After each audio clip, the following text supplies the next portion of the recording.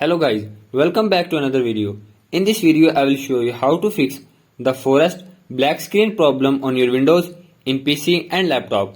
So to fix this issue, follow every step as I am showing in this video, and do not forget to subscribe this channel and also press the bell icon for the latest upcoming videos. Hope so this will fix your problem and help you a lot.